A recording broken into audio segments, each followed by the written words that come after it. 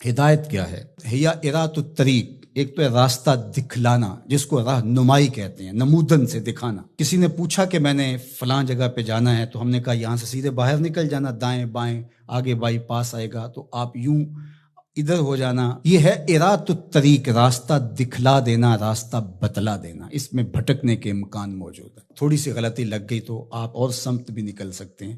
پھر اگر راستے کے اندر جگہ جگہ دشمن بھی کھڑا ہو تو پھر تو امکان اور زیادہ بڑھ جاتے ہیں۔ تو یہ ارات الطریق کا مفہوم ہے۔ اور ہدایت کا دوسرا مفہوم ایصال الی المطلوب، منزل تک دستے کرم سے پکڑ کے پہنچا دینا۔ تو یہاں دوسرا معنی ہے، اس لیے علماء نے اس کا معنی کیا مجھے سیدھی راہ پہ چلا۔ مطلب کیا کہ سیدھی راہ تو میں دیکھ چکا ہوں، لیکن قدم قدم پہ شیطان اور نفس موجود ہیں جو میری راہ بھٹکا دیں گے۔ مالک تو دستے کرم بڑھا اور مجھے منزل پہ پہنچا دے۔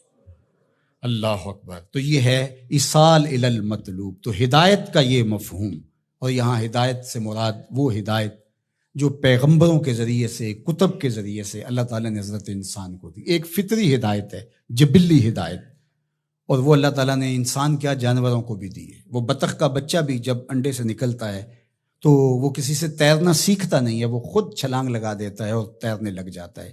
یہ جبلی اور فطری ہدایت اللہ نے اس کو القاء رکھی ہے۔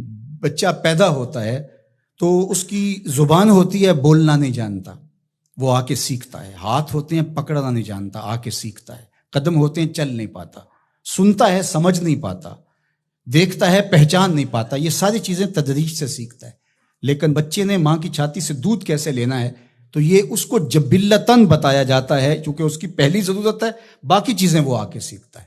اسی طرح خیر اور شر، یہ بھی اللہ تعالیٰ نے القاء کیا انسان کو۔ پیغمبروں نے آ کے راستے اجالے، لیکن اچھائی کیا ہے، برائی کیا ہے، یہ انسان کو پتہ ہے۔ کسی کو تھپڑ مارنا بری بات ہے، یہ کہیں سے اس نے نہ بھی پڑھا ہو، کسی نے استاد نے نہ بھی بتایا ہو، یہ اس کا ضمیر بتاتا ہے کہ یہ غلط ہے۔ تو خیر اور شر یہ اندر تمہارا بتاتا ہے، یہ فطری اور جبلی ہدایت ہے۔ فَأَلْهَمَهَا فُجُورَهَا وَتَقْوَاهَا۔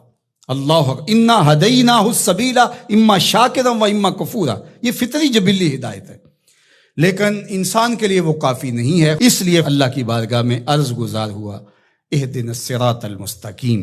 اللہ مجھے جبلی ہدایت تو عطا کر دی، اور تو نے مجھے ایمان کا نور بھی دیا، تبھی تو نماز کے لیے یہاں آ کے کھڑا ہوں نا۔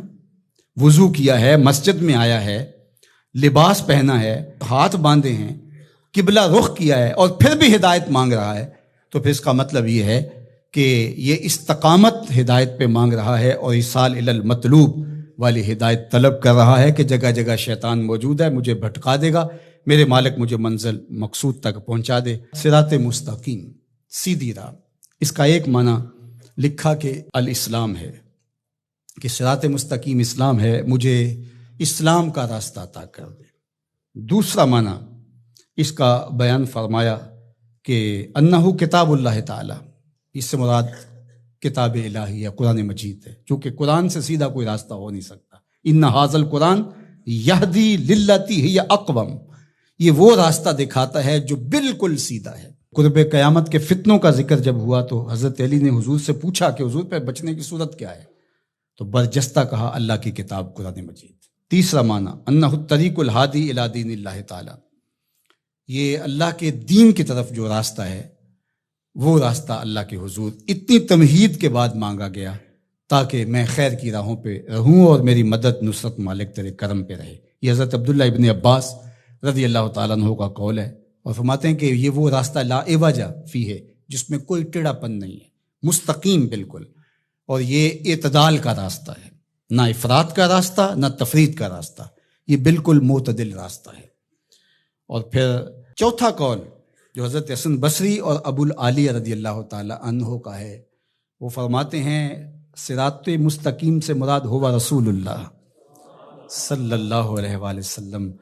کہا کہ نمازی نماز میں کھڑے ہو کے ہاتھ باندھ کر کے کہتا ہے مالک مجھے محبوب کی دہلیز نصیب کر دے، مجھے محبوب کی چوکھٹ نصیب کر دے، کیونکہ اگر یہ در نصیب ہو گیا تو خدا کا گھر نصیب ہو گیا۔